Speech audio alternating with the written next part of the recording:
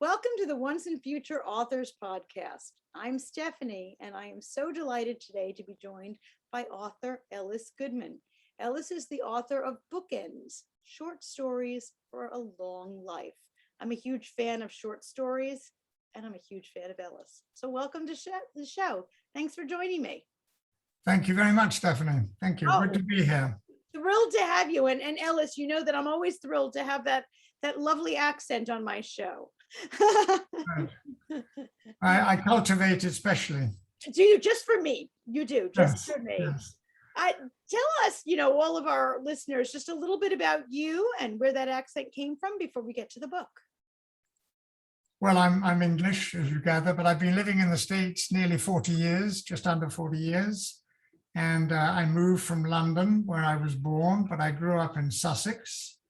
And I've had a long career, a long life. I've been blessed with a long life and I've done many things in my life. And latterly, the last nearly 20 years, I've been writing books and making movies while I've been doing other things as well. So it's kept me busy and out of trouble, as my wife would say. Well, I'm glad to hear that even after 40 years, that lovely lilt has not left you. Yes, I don't know why I've still retained the accent, but it seems I have. Oh, well, don't fight it. Yeah, no, I'm not fighting it now. Now, before we even get to Bookends, your recent book, you said the last 20 years or so you've been writing books and making films. You want to share any of those with us? Yes, well, on the book side, my first book was a business marketing book about Corona beer, because I'm the guy that brought Corona to the United States, and it was a very interesting experience. And I wrote about how Corona overcame all sorts of issues to become America's #1 imported beer. And then I wrote 2 novels, both of which were espionage novels. One was a sequel to the other. The first one was called Bear Any Burden, and the second one, The Keller Papers. And they were standalone books, but they were really, the Keller Papers was the sequel. And they were about an espionage situations in the early 80s, which was when there was a Cold War going on between East and West. So they involved the Russians, they involved the characters' experiences in the Second World War and the impact that had on the 3 main characters. And they involved a lot of espionage intrigue, and particularly at that time and now again, the Cold War with Russia is heated up again, so to speak. And so they're still, the stories are very relevant, absolutely very relevant. And they did quite well. They weren't the best sellers in the world, but they were the best sellers where I live, because I work from it. And then I decided to do a book of short stories. And so that is the one that we've just published, or you've just published, called Bookends, Short Stories from a Long Life. Well, and I believe all fiction is based on fact. So these aren't, the stories are not exactly fact, but they're based on fact, and they're based on personal experiences.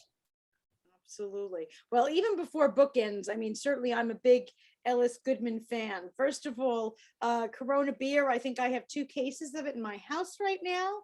It is a favorite of the Larkin family.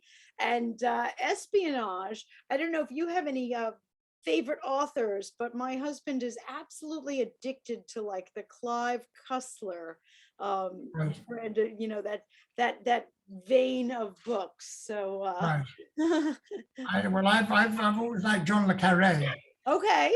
And in fact, I met him many years ago in London, and serious, interesting man, very serious. And I like his books. I mean, you really have to work at them, but they're beautiful stories, very intricate. I say you have to work at them because you have to work and try and understand what's going on and keep tabs of all the characters. But that's always been a favorite of mine. But I do like other espionage authors as well. Yes. Fantastic. And I didn't tell you, I've also been making movies. So I've made a few movies in which I've been the executive producer. 2 of them were, I've been involved in 4. 3 of them really were documentary dramas. the one was called, well, the best one really was called Mulberry Child in terms of its distribution. Mulberry Child won various awards and was on PBS for two or three seasons. And it's about growing up in China during the Cultural Revolution, which was an experience of a friend of mine who's Chinese and is also an author. And it was based on her memoir, a book called Mulberry Child.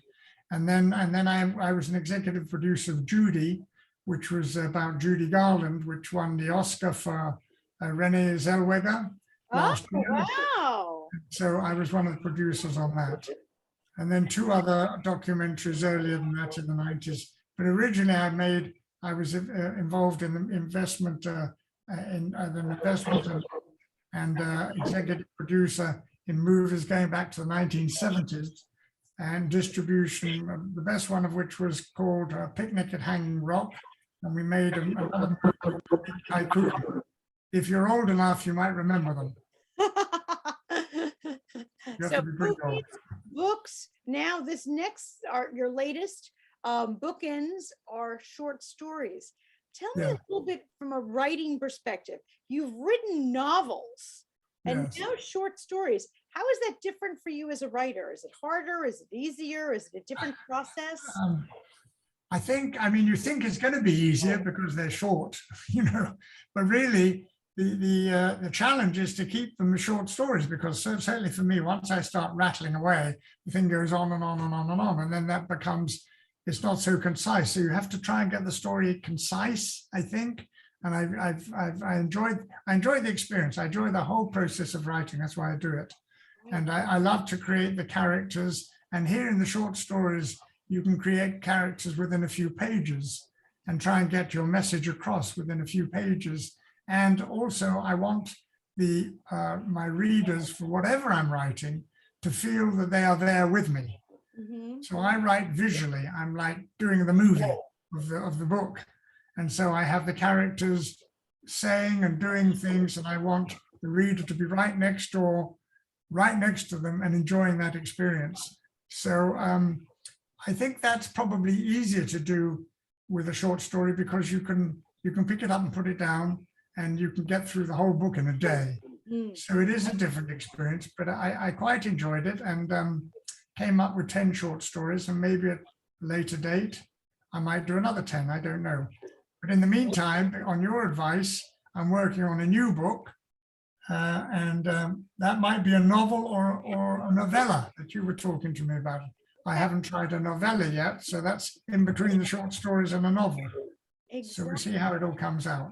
No, that's a good point. You started by saying that short stories should be easier because they're shorter, but that sometimes is harder, isn't it? You're trying to get, like you said, character development and story arc and everything all crammed into a lot less space. Every word really counts. Every scene really counts. It does. And then you have to be pretty brutal to get rid of your little darlings. You know what that is. You have to get rid of, say, well, I like this. This sounds really lovely, but it's not really relevant to the story. So you have to cut it.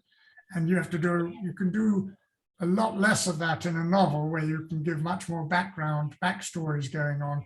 But in the short story, you haven't got time to do that. You have to get to the point, get to the arc, as you say, put in your obstacles, and land up with an ending. And I don't mind leaving. I quite like having endings where they're not really endings. You don't really know what happened. And I like the reader to decide, well, what happened? And certainly there are a couple of stories, more than a couple of stories in my book of bookends, where you're not really sure and you have to decide how it all turned out.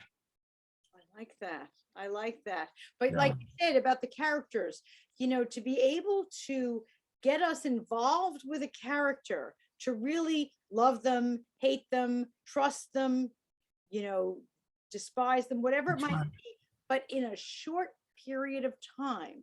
So every word, every sentence has to either serve the plot or it has to serve character development. It has to be doing something. Exactly. And it also has to create emotion.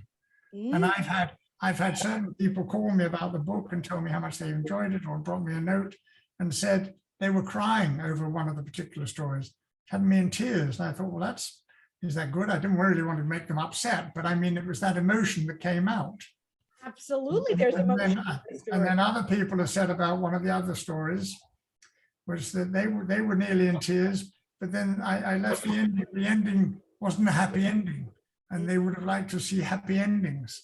But I think, you know, happy endings are nice to have, and I don't go out to have miserable endings, but I do think there's more drama if the ending is not, if it's unexpected. And it, in a short story, it hits you like in 5 minutes, you know, you're reading and reading, bang, it's finished, and that's what happened. You think, oh my God, how did that happen? What happened after that? That's what we try to get to.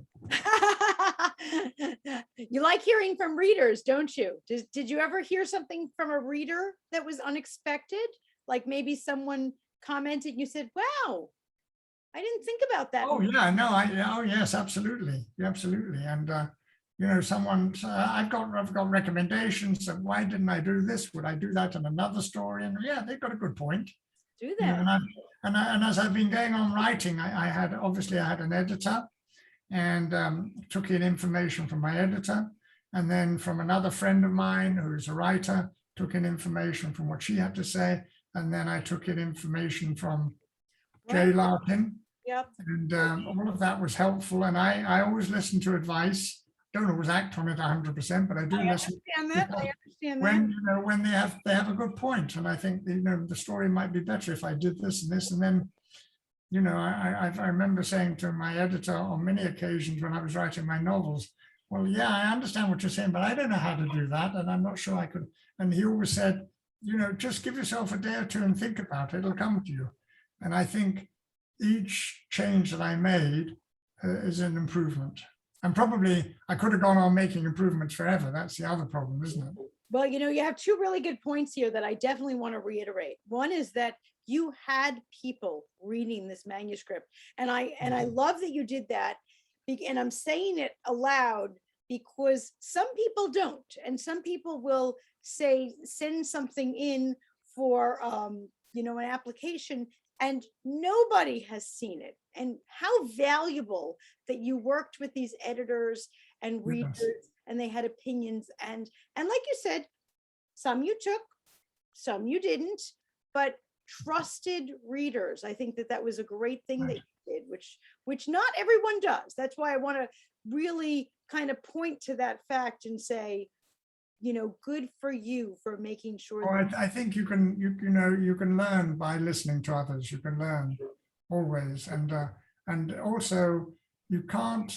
I mean, I don't take offense. I'm happy to give me criticism. That's fine.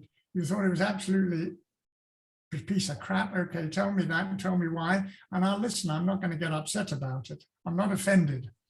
I know certain writers will be offended because they put in all this work for years and years and years. Somebody says, this is terrible. I mean, it is hard. As a writer, you're really bearing your soul on the page, aren't you? I mean, it's very vulnerable. Well, again, on short stories, I don't think you have time to bury your soul too much.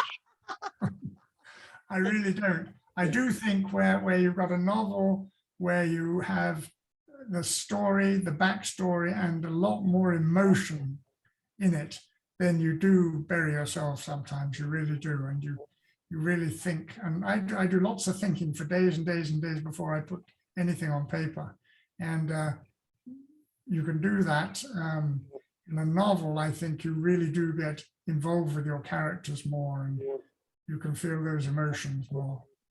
But the short story as a genre is very interesting, and it's fun. It's fun to read. I think people have enjoyed reading the book, and you know, some of them are obviously being polite, but a lot of people don't have to communicate with me and say they liked it, so I guess they do. But it's an easy read. It's pleasant, and it's just enjoyable. Tell me a little bit about your process. You know, I love what an inspiration you are, because they say that 90% of the people out there want to write a book. I mean, you've written several, so you obviously have this down pat. You mentioned thinking things over for days, the actual writing, you self-editing because you know which things have to stay and which things have to go. For someone who's just listening and wants to get started, for someone who's thinking, well, he makes it sound so easy. Take me into your studio and into your mind. Do you sit at a desk? Do you go for a walk? What gets those creative juices? Well, I do think, as I said, I'm working on my next one on your advice. You said to keep them going. So I'm working on the next one and I'm thinking of the story. And then I start to do research. I think that's important to make sure I'm going to get some facts right. So I've done some of that and I make notes on that. And then I'm thinking of characters. And in fact, often during the night, I do a lot of thinking at night. And I'm in bed and I'm thinking. And in fact, over this last weekend, there's a guy that we know. We were up in Wisconsin, and I'm thinking of characters that I'm putting into this new book at a certain period of time, and it's going to involve, to start with, some part of it's going to be in the English countryside, but with this gentleman that we know from Wisconsin who really loves the countryside up there, loves the rolling hills, loves the woods, understands every tree, loves the birds, and he gets so much out of it, and you get carried along with it. And I'm thinking, I've got to put him in my book. So I'm going to have him, he's going to be a character, just a small bit to, not the main character, but to help the main character through a difficult time and learn from that experience of nature.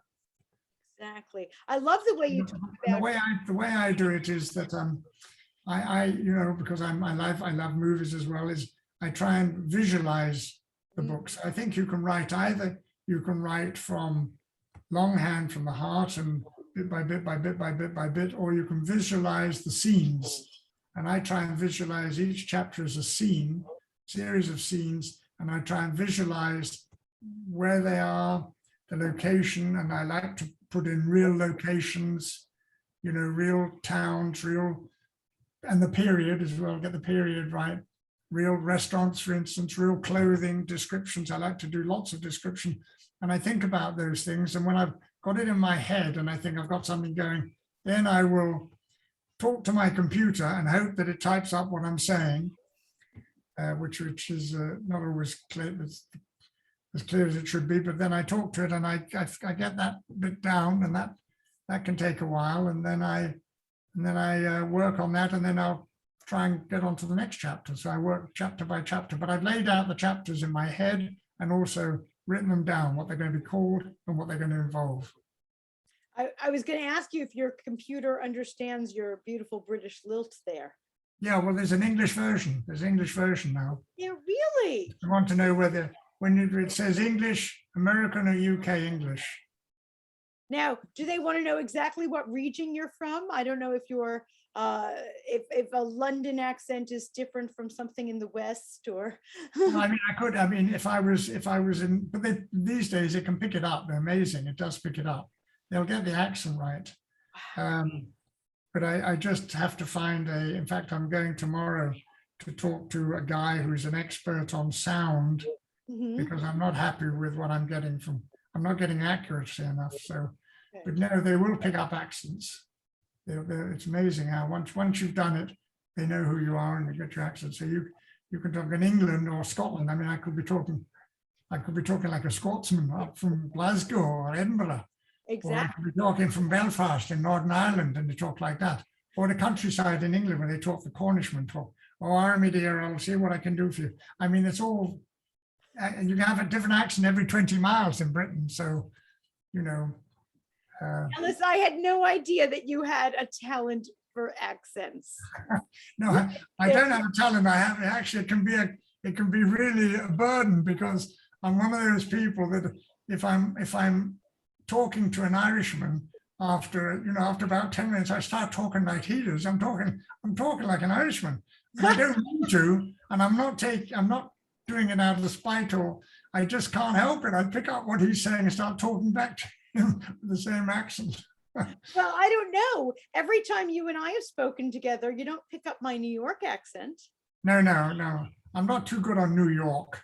I know you can take the dog for a walk. That's about as far as I can go on that. Yeah. I'm waiting. You're going to practice. And one of these days we're going to be having a conversation. And you're going to just spit it right back at me. Well, no, you haven't got, really haven't got an accent. You've got a general accent. You haven't got a real New York accent. A general American, A general American accent, yeah. blasé accent. Well, I mean, I love the way you are able to break down how you're writing. That's great. And even discussing how you dictate, because I don't know about you, I don't type very well. Do you type well? Because I use I don't like, type at all. That's the problem. I mean, I'm a one-finger typer. That's Me I too. never learned, I'm two fingers, one on each hand. I never learned to type. Never learned to type. We didn't have that at school. Join the club. I'm not a great typist either. I'm a good dictator. I've always, you know, through business, I use dictaphone, where you have a little tape and you talk into the microphone, and then you hand the tape to your secretary and she types it all up. So I did that for 100 years. So I got good at that, and that's what I'm doing with the writing the books, really. Exactly. And now the computer can be like your secretary because they can hear you and type it up. Well, I wish they were not as good as, but yes, they do. But you can go much faster. You can go much faster. You can go. Your dictation will be 3 times the speed of the fastest typist. So that really means you can get a lot down. Right. So once you get going, if it's accurate enough, you can do a chapter in a few hours. Wow. Just the first, and then you edit, and then I slot in stuff and I take out stuff. So it takes a long time. It does. It does take a long time. I don't have to go for a walk to think about it. I'm thinking about it all the time. And I do have periods where I sort of get a bit stuck and I think, I don't know, this sounds terrible. I have to start again. And I've had periods like that, but I recommend the visual. If you can do that, if you can do it visually, it's easier. Yes, well, I can imagine. Now, you mentioned somebody who you were going to put in your book, and it just got my wheels turning about authors and putting in people in their books. I've heard that if authors have an enemy, watch out, because that enemy will be the bad guy in your next book. How about you? You don't have to mention any names, but do you have anybody in your books, in this book of short stories or in any of your others, that are from your life, good or bad? No, actually, none of the people were bad. Well, one guy, which was a true story, Black Rose, that is a true story actually based on. He was a con man. He wasn't a friend. We thought he was going to be a client. I was a chartered accountant, and we thought he was going to be an accountancy client, but he was a con man. But I don't have any real bad guys in these stories. Hadn't thought about that. I mean, there are rather arrogant people, and there are people whose behavior is not nice, but I don't have any enemies. But I have included in previous books, I've included certain characters who, if certain people were reading them, they might recognize themselves. One or two in the description, but probably not, because I've done a couple of those, but not really. No, I don't have many enemies, I don't think. Oh, well, that's a good thing, not to have many. Maybe I'm just thick-skinned. Now, how about you yourself? Are you in your books? Are they in some way quasi-autobiographical, or are you not that same character at all? No, I think there's, each story has got something based on my experience in life in some way or other. Nearly every story has got something. Yeah, I mean, the first story in my short story book of short stories, Bookends, it's called The Audit. It takes place in London in the 1950s, and it involves a young clerk, which I was, and it involves a client, which I've changed the name, which existed, and my description of what it was like in the 1950s, still in austerity Britain after the Second World War, still old-fashioned, still Victorian in many ways. And I described that, and that was all my experience. The actual story is partly true, but the interesting part of the story didn't really take place. So, but that, yeah. So I'm in there somewhere, and I'm in there in a lot of stories, yes, or my experience. And I've fictionalized the stories and made them more interesting than the actual facts. Absolutely, absolutely. And are there any people that, maybe you've met recently or during the course of your life that you're saying, yep, next book, they're in? That's what, well, sorry, say that again. Anybody you've met in your life that you're thinking, in the next book, I'm going to have a character just like that? Well, I was telling you about the guy from Right. Wisconsin who Yeah. loves the countryside, and I'm going to put him in. He's not going to be a main character, but he will definitely be in We'll my book. definitely make it in. Any others? For the next book or for the previous books? Trying to think. Yeah, I've had people, business people, certainly, yes, I have had Okay. people that I've come across, and I use their characters or circumstances that took place, and I've used those in the book. Yeah. Yeah. I think it makes it more realistic. It really. does. It does. And so many people come to me and they ask questions like, I have no ideas. I don't know. I want to write, but I don't have any ideas. And I always try to explain, and you did it so well, that your ideas are from your life. Yes, yes. They're really, that's true. I mean, I don't think you can say, I want to write a book and I haven't got any ideas. It should be, I've got a lot of ideas now. How do I get them into a book? Exactly. So Exactly. that's what you need to do. You need to get the cart before the horse or whatever. Yeah. Now, one final question about your writing process. Are you a write when I'm inspired, or do you say, I'm going to write every single day, and you sit down and you write? No, I don't write every single day. When I'm ready, When I you're write ready? when I'm ready. I like to get all my thoughts in my head. I like to get the research done so I don't have to go back on that. Get the research done, make notes, get it in my head, sit down and start talking and see how it comes out, and then edit it as I go along, the main editing as I go along until I get through a chapter. Right. And then I've got the next chapters already in my head, and then I'm ready to, because I know what the story is. I've got the story from start to finish in my head. So, but it'll expand, it'll go in different directions. As you write, things come along. You think, oh, wait a minute, I'm going off there, that sounds good. So you'll leave that in, or you take it out, or, so no, that's the way I do it, yeah. Fantastic. Fantastic. And Well, it's a fun process. I mean, don't write, I would say to anyone, and I'm sure you do, don't start to write a book if you think it's going to be a pain in the neck. that's true. It's supposed to be fun. It's supposed to be fun, yeah. Yeah. If you don't enjoy it, don't do it. Writing should be fun, and reading should be fun. Reading And should be fun as well. certainly for all of our viewers out there, just to remind you, bookends, short stories from a long life.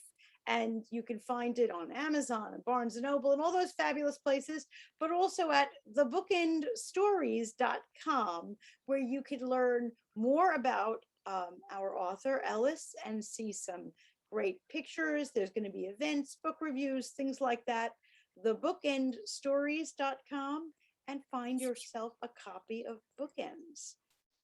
And you have been such a delight. And not just about the book, but really an inspiration to people who want to get started and just don't.